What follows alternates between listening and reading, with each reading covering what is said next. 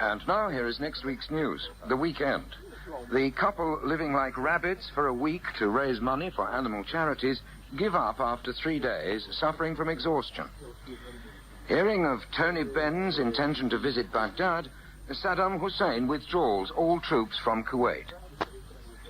Following the announcement that Sandy Gall is to quit presenting news at 10 in order to send reports from the world's trouble spots, he is posted to Tory party headquarters. Monday. Reports that up to 60% of all Britain's swimming pools can cause sickness and diarrhea are confirmed when it's revealed that they're filled with drinking water. The man who's invented a language which he claims will enable people to communicate with alien civilizations says he hopes to persuade Mrs. Thatcher to try it out in Europe. Shirley MacLaine apologizes for the way her hands covered Andrew Lloyd Webber's face in newspaper photographs and says she's very sorry, but she didn't have a paper bag handy at the time. Tuesday. After Sir Geoffrey Howe becomes the 5th cabinet minister to resign in a year, the city warns of the prospect of a directorship shortage. The South African student who was found to have a rubber baton, 2 knives, 6 pairs of handcuffs, a rifle, 50 rounds of ammunition and a grenade in his locker at school is charged with impersonating a police officer. Wednesday. After Paul Gascoigne buys shares in Newcastle United for sentimental reasons, an FA spokesman confirms that there has been no infringement of its rules, as there can be no other reason for anyone to buy shares in Newcastle United. The motor dealer, using 6 geese to protect his stock, arrives one morning to find that someone has wound their necks back. Thursday. The boy who produced 2,000 stick insects from 1 pair says he was only trying to light a fire when he started rubbing them together. Friday. Admitting that he was once a violent and abusive drunk, Billy Connolly says that he is a completely changed man and is now just a violent and abusive teetotaler. Revealing that inquisitive neighbors forced him to move 56 times during his first 5 months in hiding, Salman Rushdie says he solved the problem by renting a flat in a London tower block. And finally, Dudley Moore, who said that he was fed up with 17 years in Hollywood playing undersized, oversexed twits, is told that he's just blown his chance of starring in the Mickey Rooney Story. And that is the end of next week's news.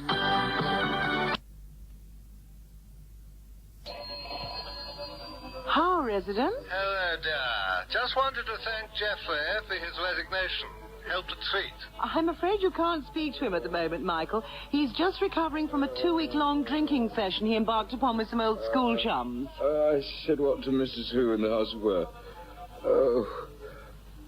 Oh, my God. Resignation? What resignation?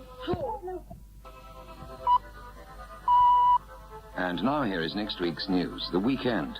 The RSPCA's campaign to ban the cruel transportation of live animals is extended to cover commuters on Network Southeast. The newly proposed soccer legislation that will make it an offence to run onto the pitch without good reason forces Sheffield United to leave the Football League. Jim Henson's last wish that someone should take over the voice of Kermit the Frog is fulfilled when an application is received from Douglas Hurd. Monday. As part of their bid to project a more serious image, TVAM increases its quota of Huckleberry Hound cartoons. Following claims that potato crisps are now no longer available in Baghdad, a UN spokesman says this news should soon bring Saddam Hussein to his knees. Weather forecaster Michael Fish, banned from driving after being breathalyzed in Berkshire, says he knew the police were moving slowly towards him, but he didn't expect them to reach him till the following morning. Tuesday. Holland's 15 million ton surplus of pig manure is identified as Belgium. The madman who camped outside Jeremy Beadle's house for 3 days with a pop gun is found by police and given a real gun. Wednesday. The call for women to use both their own and their husband's surnames after marriage is rejected by Elizabeth Taylor Hilton Wilding Todd Fisher Burton Warner. Thursday. At the funeral of Douglas Scott, the designer of the Routemaster double-decker bus, as a mark of respect, mourners arrive late, 3 at a time. Friday. After authorities in Moscow decide to introduce rationing, a huge search is mounted to find something to ration. Sir Ralph Halpin, who is retiring as chief executive of Burton's after 30 years with the company, says it will be a relief to be able to go out in public in some decent clothes for a change. And finally, The doctor who said in the Lancet that many people experience a sense of well-being just before death admits that NHS patients have to wait till afterwards. And that is the end of next week's news.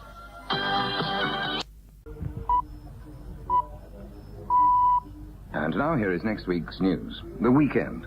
The first customers to buy sets of the new post office stamps illustrated with pictures of dogs return them, complaining that they can only be separated with a bucket of water. The researchers, who claim that 8 out of 10 viewers would be happy to pay £200 a year voluntary subscription to the BBC, admit that people will agree to almost anything if you knock on the door during Coronation Street. Monday. Students who've named their bar the Rolf Harris Hall says it's quite appropriate because every time the barman draws a pint, it's quite hard to guess what it's meant to be. Tuesday. After the Chinese government announced plans to build an exact copy of Benidorm on the island of Hainan, builders leave 13 hotels uncompleted. Wednesday. Confirming a report that some students are turning to prostitution to fund their education, one history student says she just has to lie back and think of England during the reign of Charles I. The video aimed at helping the chronically untrendy is released on Betamax only. Thursday. After Sir Jimmy Savile is knighted, Buckingham Palace officials say it's the first time they've ever seen anyone wearing more jewellery than the Queen. Friday. The designer who's produced a pair of underpants with a built-in condom says they will be called Why Not fronts. And finally, the row surrounding Paul McCartney's latest video is identified as the song. And that is the end of next week's news.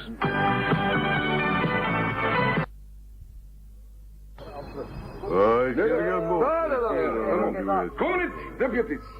You have before you the new, radical, forward-looking Feminine Crisis Management Initiative. Turn to page 1, please. Right, now then. All together, from the top. Help, help, hey, lovely foreigners. Boy, could I murder a pizza. Week ending December the 7th. A look back at the...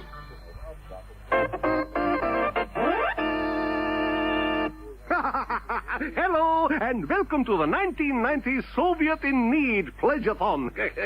We'll be manning our phones all through the night to take your wacky, zany, fundraising pledges, both inside and outside the USSR. The lines are already buzzing. Those boys in the KGB never give up with the phone taps. And on line 1, we have our first caller, who I believe is over in Central Transcaucasia. Hello? Hello, caller 1. What's your pledge? I pledge to have bad breath and dress horribly unfashionably in a brown tank top and ill-fitting green loon pants for the rest of my natural life. Not so wacky for Central Transcaucasia. And on line 2, we have Mikhail calling from Moscow. Hello, Mikhail. Hello. And how are you raising cash, Mikhail? I plan to radically restructure and reform the socialist command economy by revitalizing the mechanics of distribution of produce and wealth and re-centralizing the basic agro-industry. Look, what is to bloody laugh at you? Huh? Oh, Mikhail. Oh, so superbly doolally. Oh, thank you. Anyway, here's just a few of the other calls we've had whilst on air. Jakob and his friends in Azerbaijan are having a sponsored ethnic uprising, and Victor in Leninakan has pledged to go out and have an exciting evening in his hometown. Hey, only physically possible pledges, please, guys.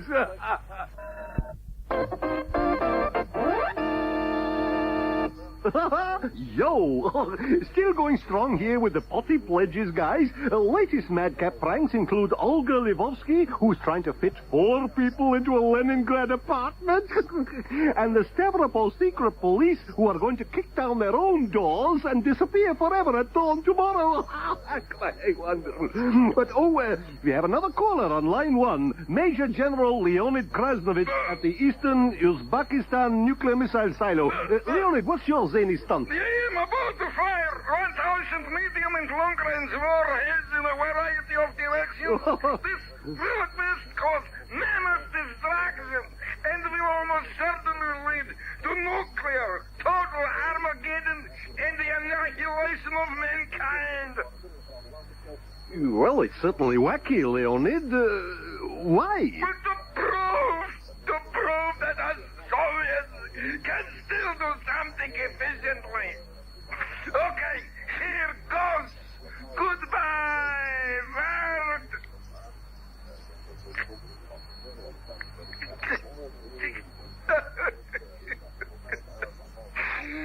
I don't believe it.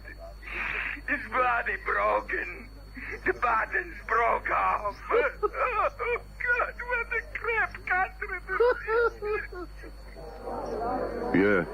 See, the trouble with your Russians is they're inefficient. Right. I mean, some folk are saying that we should send them our butter mounted. Oh, yeah, right. Yeah. But it'll only end up rotting in a warehouse somewhere, won't it? You mark my words. This is it. Yeah, exactly, that's right. Wangai, zicky, zicky, bamboo, wangai. Oh! Strange white woman with briefcase approach our tropical paradise isle in rowing boat.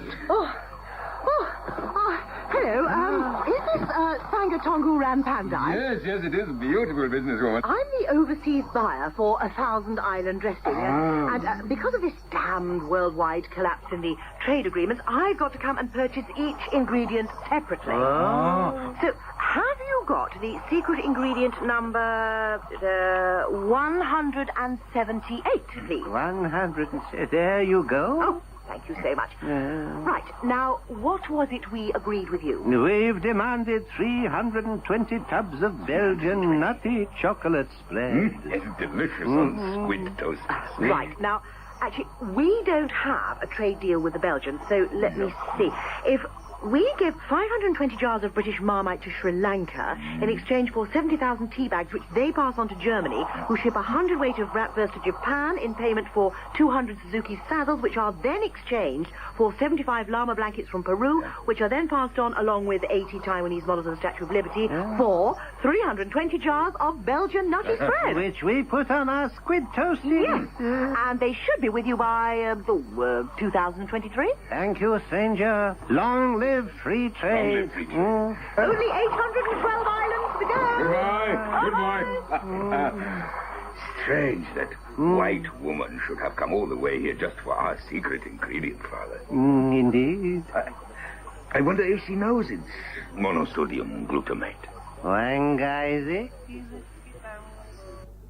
You know, Brian, Yes, Roy? I think John Smith could be the answer we've been looking for. You think so, Roy? Absolutely. Boring fat Scot on the Labour front bench. Yes. 4 letters and 5 letters. Second letter O. It has to be. Excellent. Right, what's 12 across? And now for a day in the life of someone quite rich. Monday, got up, sued someone chronic, went to bed. Tuesday, got up, sued someone else rigid, went to bed. Weekending would like to point out for legal reasons that the character in that last item was purely fictional and bears no resemblance to anyone at all, particularly not to Sonia Sutcliffe. From the void, from the darkness, from the bottomless pit of nothing, comes a terror far worse than the thatch. I am very excited to have been elected the new owner to Thatch Castle. Thatch was dead, but the new peril was far worse. It's going to be business as usual, if that's all right with you. Son of Thatch, the Major. Is anyone free from this blood-sucking monster? If people don't want their blood sucked, some arrangement will clearly have to be worked out. We must proceed with the consensus of all parties.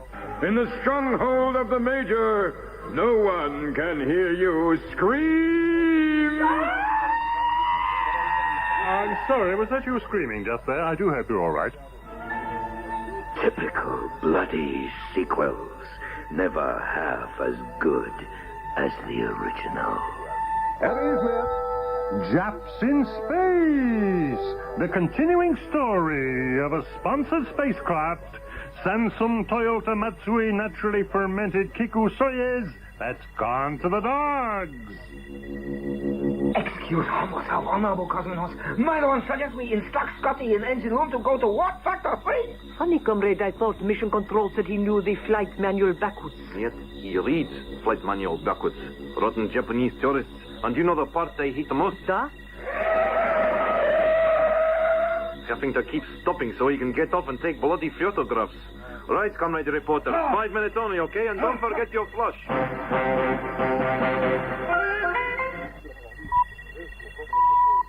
And now here is next week's news, the weekend.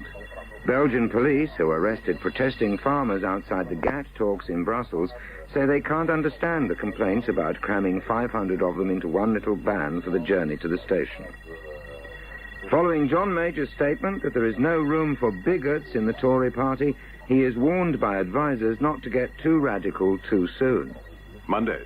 The sale at Sotheby's of Samuel Beckett's original manuscript of Waiting for Godot is postponed pending the arrival of a potential buyer. Tuesday. In a morale-boosting gesture, Harry Seacombe offers to cancel his visit to the Gulf. The scientists who claim that people sweat more at Christmas are told that it happens again in January when the credit card bills come in. Wednesday. Doctors treating Neil Kinnock for a neck injury sustained in a rugby match in 1970 explain that it's taken 20 years for him to finish describing his symptoms. Thursday.